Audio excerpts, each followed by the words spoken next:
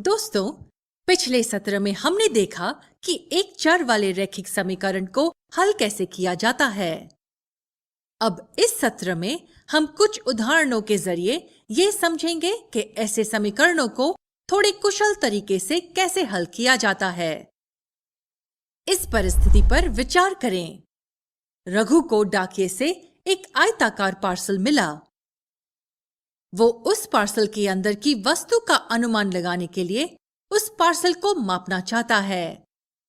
उसके पास 5 सेंटीमीटर लंबा पैमाना है जिसका वो पार्सल को मापने में उपयोग करता है। उसने पाया कि पार्सल की चौड़ाई ठीक 5 सेंटीमीटर है, पर लंबाई 5 सेंटीमीटर से थोड़ी ज्यादा है। उसका पैमाना पार्सल की लंबाई मापने के लिए अपर्याप्त है। उसने यह भी ध्यान दिया है कि पार्सल पर छोटे अक्षरों में लिखा हुआ था कि इस आयताकार आकार का क्षेत्रफल 45 वर्ग सेंटीमीटर है। अब पार्सल की लंबाई ढूंढने में आप रघु की मदद कैसे करेंगे? चलिए मिलकर उसकी मदद करते हैं। हमें पता है कि पार्सल की चौड़ाई 5 सेंटीमीटर है और पार्सल की लंबाई 5 सेंटीमीटर से ज्यादा है। तो हम पार्सल की लंबाई को 5 और कुछ 20 सेंटीमीटर के योग के बराबर लिख सकते हैं। हमें पार्सल का क्षेत्रफल भी पता है, यह 45 वर्ग सेंटीमीटर है। हमें पता है कि एक आयत का क्षेत्रफल उसकी लंबाई और चौड़ाई के गुणनफल के बराबर होता है। तो हम उसके क्षेत्रफल के साथ एक समीकरण ऐसे बना सकते हैं। यहां चर b का मान पाने के लिए हमें इस समीकरण को हल करना पड़ेगा। तो चलिए अपने समीकरण के साथ आगे बढ़ते हैं। हम अपने समीकरण को ऐसे विस्तृत कर सकते हैं। अब हमें बाएं पक्ष से 25 को हटाने के लिए दोनों पक्षों से 25 घटाना पड़ेगा और फिर हमें यह नया समीकरण मिलता है। पर इन कदमों को ध्यान से देखें। अपने समीकरण में दोनों पक्षों से 25 घटाने की जगह क्या हम 25 को बाएं पक्ष से सीधे दाएं पक्ष में डाल सकते हैं? हाँ, हम यह कर सकते हैं। जब हम यह करते हैं, हम पाते हैं कि यह समीकरण और दोनों पक्षों से 25 घटाने के बाद मिला समीकरण दोनों समान हैं। ध्यान देने के लिए एक जरूरी बात है कि जब हम 25 को पक्षांतर करते हैं, तब हम उसका चिन्ह बदलते हैं। मतलब दाएं पक्ष में जाने के बाद 25 एक धनात्मक से ऋणात्मक संख्या बन जाती है। अब हम b के मूल्य को ढूंढने के लिए दोनों पक्षों को 5 से भाग करेंगे। जब हम यह करते हैं, हम पाते हैं कि b का मूल्य 4 के बराबर है। अब हम जानते हैं कि पार्सल की लंबाई 5 और b के योग के बराबर है। इसका मतलब है कि पार्सल की लंबाई 5 और 4 का योग यानी कि 9 के बराबर है। आइए एक और सरल सवाल को हल करते हैं। क्या आप मुझे बता सकते हैं कि हमारा पहला कदम क्या होगा? हाँ, हम ऋणात्मक 5 को दाएं पक्ष में पक्षांतर करेंगे। पर सावधान, जब हम ऋणात्मक 5 को दूसरी तरफ पक्षांतर करेंगे, तब वह धनात्मक 5 बन जाएगा। इस कदम के बाद हमें x का मूल्य 15 के बराबर मिलेगा। जैसे कि आप देख सकते हैं, हमें अपना हल सिर्फ एक ही कदम में ऋणात्मक 5 को दूसरी तरफ पक्षांतर करने से मिल गया। तो यह कुशल तरीका हमें आगामी सत्रों में समीकरणों को तेजी से हल करने में मदद करेगा। तो पाठ को समाप्त करने के लिए हमने देखा कि हम संख्याओं को एक पक्ष से दूसरे पक्ष में पक्षांतर कर एक चर वाले रैखिक समीकरणों को सरलता और कुशलता से हल कर सकते हैं। पर हमेशा याद रखिए कि जब हम एक संख्या को एक पक्ष से दूसरे पक्ष में पक्षांतर करते हैं, हम उसका चिन्ह बदलते हैं। अगर एक संख्या एक पक्ष में जुड़ती है, तो दूसरे पक्ष में भेजने के बाद उसे उस पक्ष में से घटाना पड़ेगा।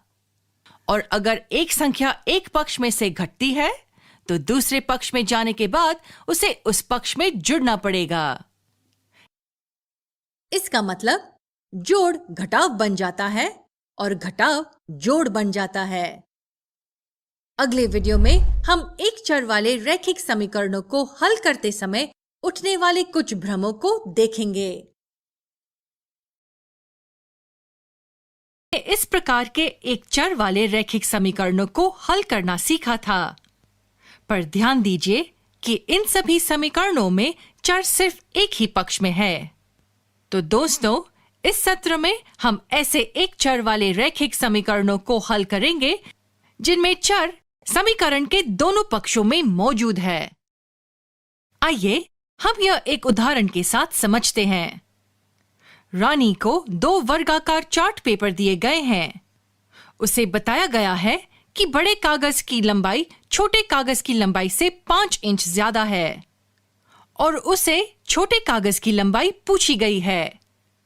अब इसके लिए रानी को एक सुराग भी दिया गया है। सुराग यह है कि बड़े कागज का परिमाप छोटे कागज के परिमाप के 4/3 गुना है। आइए अब मिलकर उत्तर ढूंढते हैं। हमें बताया गया है कि बड़े कागज की लंबाई छोटे कागज की लंबाई से 5 इंच ज्यादा है। तो अगर हम छोटे कागज की लंबाई के चर के लिए L का इस्तेमाल करें तो बड़े कागज की लंबाई L और 5 के योग के बराबर होगी। चलिए रानी को दिए गए सुराग का उपयोग करें।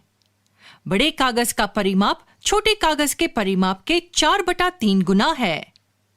हम इसे ऐसे लिख सकते हैं। क्या आपने यहां ध्यान दिया?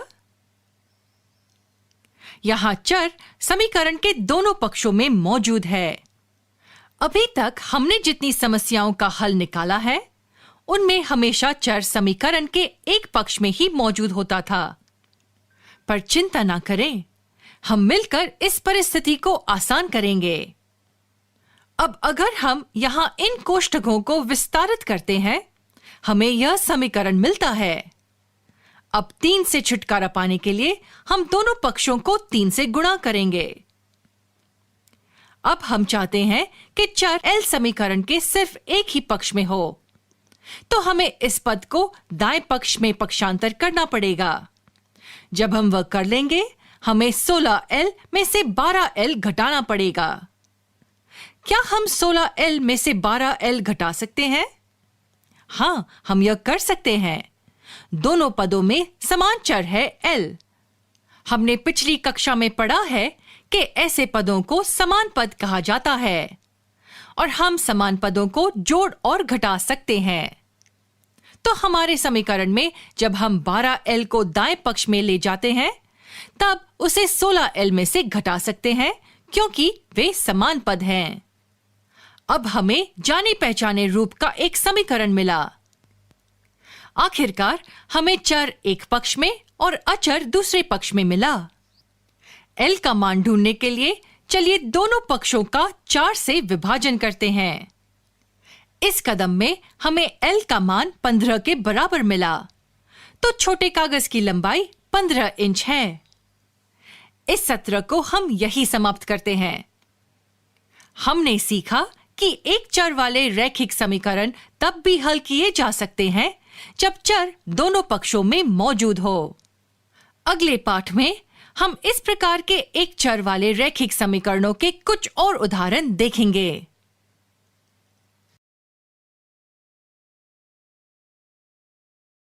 यह सीखा कि एक चर वाले रैखिक समीकरण को तब भी हल किया जा सकता है जब समीकरण के दोनों ओर चर मौजूद हो। तो मित्रों, चलिए इस सत्र में एक रोचक उदाहरण देखते हैं और बेहतर तरीके से समझते हैं कि ऐसे समीकरण को कैसे हल करते हैं। रघु के पास 12 इंच की मोमबत्ती थी, जबकि रानी के पास 18 इंच की मोमबत्ती थी। उन दोनों ने अपनी अपनी मोमबत्ती प्रातःकाल 6 बजे जलाई। रघु की मोमबत्ती हर घंटे आधा इंच जली, जबकि रानी की मोमबत्ती हर घंटे 2 इंच जली। हमें यह पता लगाना है कि कितने समय बाद दोनों मोमबत्तियों की लंबाई एक समान होगी। चलिए इस समस्या को हल करना शुरू करते हैं। हमें यह बताया गया है कि रघु की मोमबत्ती 12 इंच लंबी है। वह आधा इंच प्रति घंटा की रफ्तार से जल रही है, जिसका अर्थ यह है कि 1 घंटे में वे आधा इंच जलेगी, 2 घंटे में वह 1 इंच जलेगी, 3 घंटे में वह 1.5 इंच जलेगी। इसलिए हम यह कह सकते हैं कि H घंटे में मोमबत्ती 1/2 गुना H जलेगी। शुरुआत में रघु की मोमबत्ती की लंबाई 12 इंच थी, तो हम यह कह सकते हैं कि H घंटे के बाद मोमबत्ती की लंबाई 12 घटा 1/2 गुना H इंच हो जाएगी। यही तरीका रानी की मोमबत्ती के लिए भी काम आएगा। हमें दिया गया है कि शुरुआत में रानी की मोमबत्ती की लंबाई 18 इंच थी। यह 2 इंच प्रति घंटे की रफ्तार से जल रही है, तो हम यह कह सकते हैं कि H घंटों में रानी की मोमबत्ती 2 गुना H इंच जलेगी। क्योंकि रानी की मोमबत्ती की शुरुआती लंबाई 18 इंच है, इसीलिए H घंटों के बाद रानी की मोमबत्ती की लंबाई 18 घटा 2 गुना H इंच होगी। अब हमारे पास H घंटों बाद रघु और रानी दोनों की मोमबत्तियों की लंबाई के व्यंजक है। अब हमें H का मान खोजना है, जिसके लिए दोनों की मोमबत्तियों की लंबाई समान होगी। तो इसका अर्थ यह है कि दोनों व्यंजकों का मान समान होगा। तो यह हमारा H चर में रैखिक समीकरण है, लेकिन दोबारा से समीकरण की दोनों ओर चर है। चलिए अब हम चर H के साथ वाले पदों को समीकरण के बाईं ओर लाते हैं और सारे अचरों को समीकरण के दाईं ओर लाते हैं। तो जब हम ऋणात्मक 2H की जगह बदलकर उसको बाईं ओर डाल देंगे, तो वह धनात्मक 2H हो जाएगा। अब हम 12 को समीकरण के दाईं ओर भेज देंगे, तो धनात्मक 12 दाईं ओर जाने की वजह से ऋणात्मक 12 हो जाएगा। अब इन दो पदों को घटाने के बाद हमें यह समीकरण मिलेगा। क्योंकि 3/2 H से गुणा किया है, इसलिए अब हर से 2 को हटाने के लिए हमें समीकरण के दोनों पक्षों को 2 से गुणा करना पड़ेगा। अब हम चर H के साथ वाले 3 को हटाने के लिए समीकरण के दोनों पक्षों को 3 से विभाजित करेंगे। तो हमें H का मान मिल गया है, जो है 4। इसका मतलब यह है कि 4 घंटे बाद दोनों मोमबत्तियां समान लंबाई की हो जाएंगी। क्योंकि मोमबत्तियां 6 बजे जलाई गई थी, वे दोनों 10 बजे समान लंबाई की हो जाएंगी। इस सत्र में हमने एक चर वाले रैखिक समीकरण का एक रोचक उदाहरण देखा, जहां पर चर समीकरण के दोनों ओर मौजूद था। अगले सत्र में हम इस संकल्पना से संबंधित कुछ भ्रम की ओर नजर डालेंगे। हमने इन प्रकार के एक चर वाले रैखिक समीकरणों के उदाहरणों को हल किया था। यहां ध्यान दें कि चर समीकरण के दोनों पक्षों में है। इस सत्र में हम कुछ सामान्य भ्रम पर नजर डालेंगे, जो इस तरह के समीकरणों को समझने के दौरान हो सकते हैं। इस व्यंजक को देखें। इन 2 विकल्पों में से कौन सा विकल्प इस व्यंजक का परिणाम होगा? आइए पहले ए विकल्प देखें। हम जानते हैं कि पद 7p वास्तव में 7 गुणा p है। इसी तरह यहां p को 1 गुणा p के रूप में लिखा जा सकता है। इसलिए इस व्यंजक में हम आसानी से वितरण गुण लागू कर सकते हैं। जब हम ऐसा करते हैं तो हम p को सर्वभाजक ले सकते हैं और इसके गुणांक को 7 घटा 1 लिख सकते हैं। तो सही उत्तर होगा 7 घटा 1 गुणा p घटा 7, जो कि 6p घटा 7 के बराबर होगा। क्योंकि व्यंजक में कोई अन्य संख्या नहीं है, यह 7 जैसा है वैसा ही रहेगा। इसलिए सही विकल्प ए है। अधिकांश समय 7 को सामान्य मानना और दोनों p को एक दूसरे से घटाने की गलती करना संभव है, और फिर हमें उत्तर के रूप में विकल्प बी मिलेगा। लेकिन ये उत्तर गलत है। एक और प्रश्न पर नजर डालते हैं। आपको क्या लगता है कि यह बयान कब सही होगा? अब आप सोच सकते हैं कि ए उत्तर है क्योंकि आखिर में h एक चर है। तो इसका मतलब है कि h का मान अलग अलग हो सकता है ना? इसलिए यदि h इस तरफ 7 के बराबर है और इस तरफ 0 है, तो यह बयान कभी कभी गलत होगा। लेकिन यह दृष्टिकोण गलत है। क्या आपको पता है क्यों? क्योंकि भले ही h एक चर हो, लेकिन इसका मतलब यह नहीं है कि एक ही स्थिति में इसके अलग अलग मान होंगे। इसलिए h के एक साथ दो अलग अलग मान नहीं हो सकते। यहाँ h एक अज्ञात संख्या दर्शाता है। तो h का मान एक ही संख्या है, लेकिन हम नहीं जानते कि यह क्या है। अब इस तर्क के द्वारा यदि हम दोनों ओर h के स्थान पर एक ही संख्या रखते हैं, तो हम देखेंगे कि यह बयान हमेशा सही रहेगा। तो सही विकल्प बी है। इस सत्र में हमने दो सामान्य गलतफहमियों को देखा जहां हम भ्रमित हो सकते हैं जब हम एक चर वाले रैखिक समीकरणों को समझ रहे हो।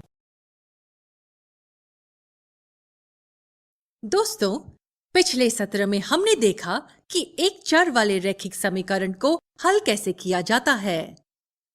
अब इस सत्र में हम कुछ उदाहरणों के जरिए ये समझेंगे कि ऐसे समीकरणों को थोड़े कुशल तरीके से कैसे हल किया जाता है। इस परिस्थिति पर विचार करें। रघु को डाकिये से एक आयताकार पार्सल मिला। वो उस पार्सल के अंदर की वस्तु का अनुमान लगाने के लिए उस पार्सल को मापना चाहता है। उसके पास 5 सेंटीमीटर लंबा पैमाना है जिसका वो पार्सल को मापने में उपयोग करता है। उसने पाया कि पार्सल की चौड़ाई ठीक 5 सेंटीमीटर है, पर लंबाई 5 सेंटीमीटर से थोड़ी ज्यादा है। उसका पैमाना पार्सल की लंबाई मापने के लिए अपर्याप्त है। उसने यह भी ध्यान दिया है कि पार्सल पर छोटे अक्षरों में लिखा हुआ था कि इस आयताकार आकार का क्षेत्रफल 45 वर्ग सेंटीमीटर है। अब पार्सल की लंबाई ढूंढने में आप रघु की मदद कैसे करेंगे? चलिए मिलकर उसकी मदद करते हैं। हमें पता है कि पार्सल की चौड़ाई 5 सेंटीमीटर है और पार्सल की लंबाई 5 सेंटीमीटर से ज्यादा है। तो हम पार्सल की लंबाई को 5 और कुछ 20 सेंटीमीटर के योग के बराबर लिख सकते हैं। हमें पार्सल का क्षेत्रफल भी पता है, यह 45 वर्ग सेंटीमीटर है। हमें पता है कि एक आयत का क्षेत्रफल उसकी लंबाई और चौड़ाई के गुणनफल के बराबर होता है। तो हम उसके क्षेत्रफल के साथ एक समीकरण ऐसे बना सकते हैं। यहाँ चर b का मान पाने के लिए हमें इस समीकरण को हल करना पड़ेगा। तो चलिए अपने समीकरण के साथ आगे बढ़ते हैं। हम अपने समीकरण को ऐसे विस्तृत कर सकते हैं। अब हमें बाएं पक्ष से 25 को हटाने के लिए दोनों पक्षों से 25 घटाना पड़ेगा और फिर हमें यह नया समीकरण मिलता है। पर इन कदमों को ध्यान से देखें। अपने समीकरण में दोनों पक्षों से 25 घटाने की जगह क्या हम 25 को बाएं पक्ष से सीधे दाएं पक्ष में डाल सकते हैं? हाँ, हम यह कर सकते हैं। जब हम यह करते हैं, हम पाते हैं कि यह समीकरण और दोनों पक्षों से 25 घटाने के बाद मिला समीकरण दोनों समान हैं। ध्यान देने के लिए एक जरूरी बात है कि जब हम 25 को पक्षांतर करते हैं, तब हम उसका चिन्ह बदलते हैं। मतलब दाएं पक्ष में जाने के बाद 25 एक धनात्मक से ऋणात्मक संख्या बन जाती है। अब हम b के मूल्य को ढूंढने के लिए दोनों पक्षों को 5 से भाग करेंगे। जब हम यह करते हैं, हम पाते हैं कि b का मूल्य 4 के बराबर है। अब हम जानते हैं कि पार्सल की लंबाई 5 और b के योग के बराबर है। इसका मतलब है कि पार्सल की लंबाई 5 और 4 का योग यानी कि 9 के बराबर है। आइए एक और सरल सवाल को हल करते हैं। क्या आप मुझे बता सकते हैं कि हमारा पहला कदम क्या होगा? हाँ, हम ऋणात्मक 5 को दाएं पक्ष में पक्षांतर करेंगे। पर सावधान, जब हम ऋणात्मक 5 को दूसरी तरफ पक्षांतर करेंगे, तब वह धनात्मक 5 बन जाएगा। इस कदम के बाद हमें x का मूल्य 15 के बराबर मिलेगा। जैसे कि आप देख सकते हैं, हमें अपना हल सिर्फ एक ही कदम में ऋणात्मक 5 को दूसरी तरफ पक्षांतर करने से मिल गया। तो यह कुशल तरीका हमें आगामी सत्रों में समीकरणों को तेजी से हल करने में मदद करेगा। तो पाठ को समाप्त करने के लिए हमने देखा कि हम संख्याओं को एक पक्ष से दूसरे पक्ष में पक्षांतर कर एक चर वाले रैखिक समीकरणों को सरलता और कुशलता से हल कर सकते हैं। पर हमेशा याद रखिए कि जब हम एक संख्या को एक पक्ष से दूसरे पक्ष में पक्षांतर करते हैं, हम उसका चिन्ह बदलते हैं। अगर एक संख्या एक पक्ष में जुड़ती है, तो दूसरे पक्ष में भेजने के बाद उसे उस पक्ष में से घटाना पड़ेगा।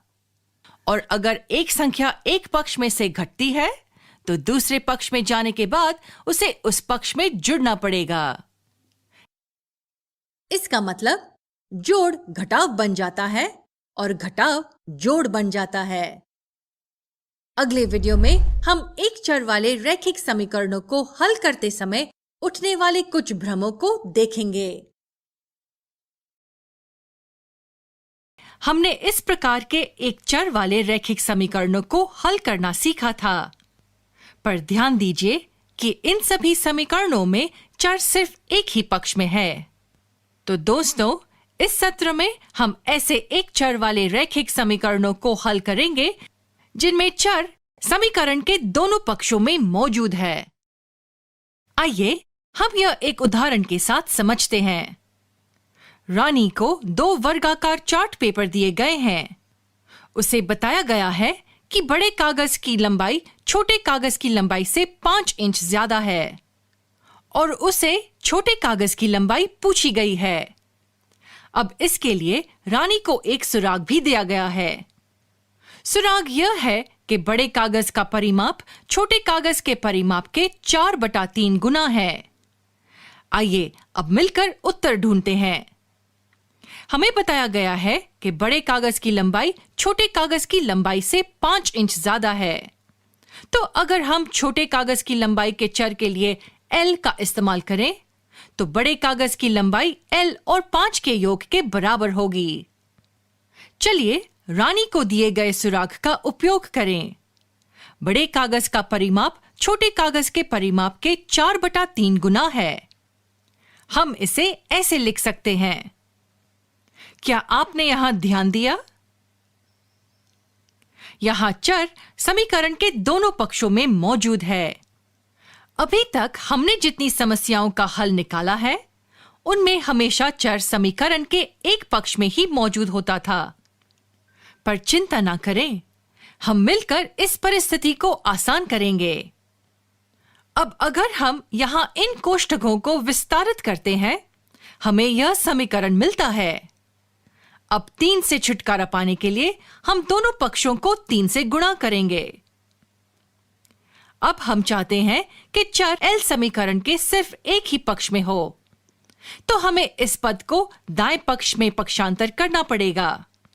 जब हम वह कर लेंगे, हमें 16L में से 12L घटाना पड़ेगा। क्या हम 16L में से 12L घटा सकते हैं? हां, हम यह कर सकते हैं। दोनों पदों में समान चर है L। हमने पिछली कक्षा में पढ़ा है कि ऐसे पदों को समान पद कहा जाता है और हम समान पदों को जोड़ और घटा सकते हैं। तो हमारे समीकरण में जब हम 12L को दाएं पक्ष में ले जाते हैं, तब उसे 16L में से घटा सकते हैं, क्योंकि वे समान पद हैं। अब हमें जाने पहचाने रूप का एक समीकरण मिला। आखिरकार हमें चर एक पक्ष में और अचर दूसरे पक्ष में मिला। L का मान ढूंढने के लिए चलिए दोनों पक्षों का 4 से विभाजन करते हैं। इस कदम में हमें L का मान 15 के बराबर मिला, तो छोटे कागज की लंबाई 15 इंच है। इस सत्र को हम यही समाप्त करते हैं। हमने सीखा कि एक चर वाले रैखिक समीकरण तब भी हल किए जा सकते हैं जब चर दोनों पक्षों में मौजूद हो। अगले पाठ में हम इस प्रकार के एक चर वाले रैखिक समीकरणों के कुछ और उदाहरण देखेंगे।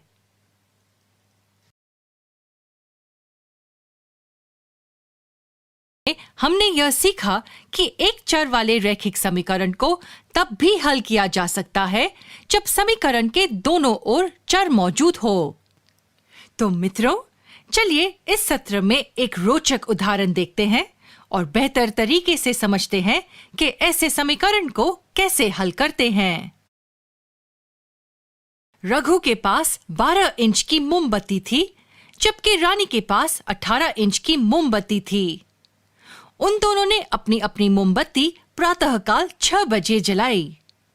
रघु की मोमबत्ती हर घंटे आधा इंच जली, जबकि रानी की मोमबत्ती हर घंटे 2 इंच जली।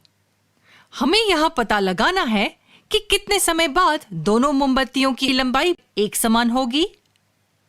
चलिए इस समस्या को हल करना शुरू करते हैं। हमें यह बताया गया है कि रघु की मोमबत्ती 12 इंच लंबी है।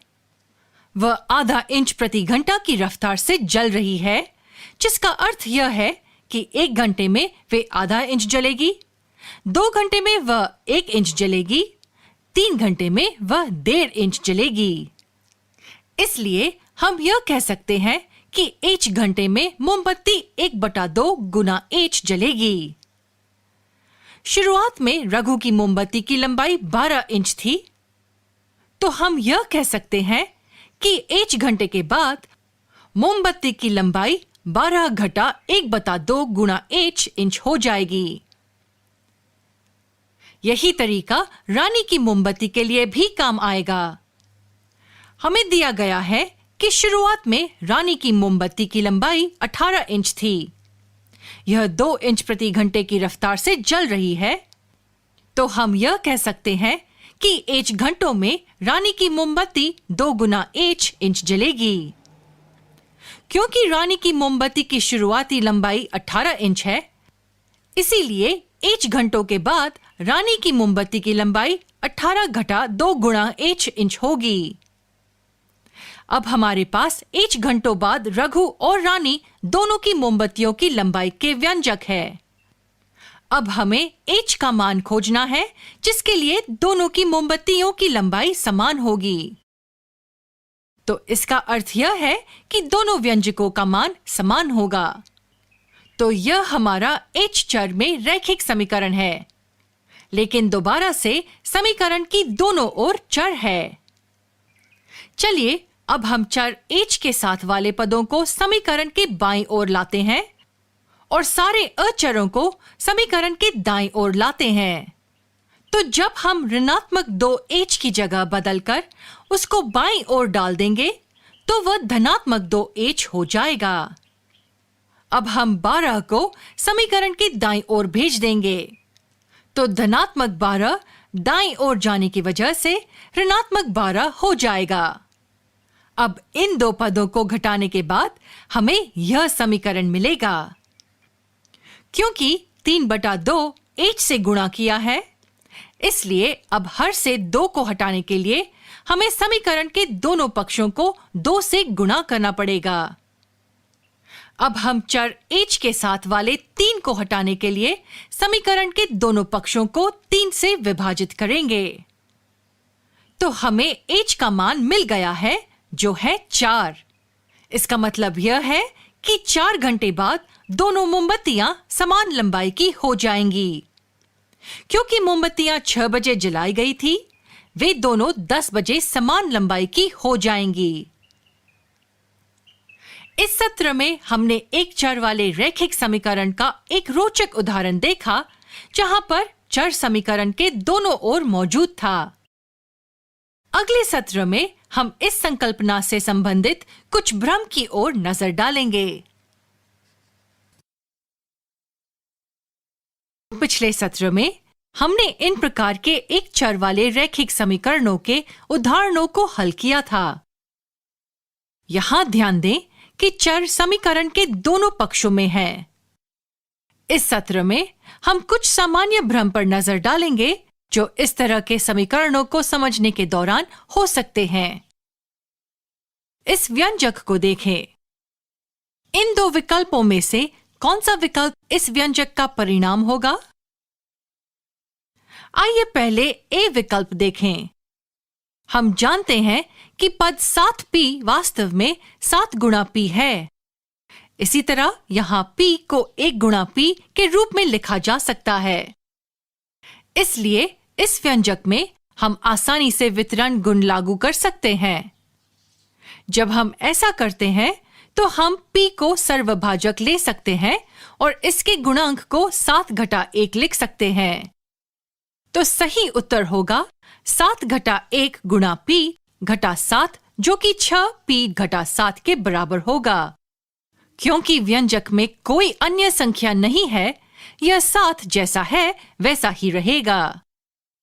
इसलिए सही विकल्प ए है।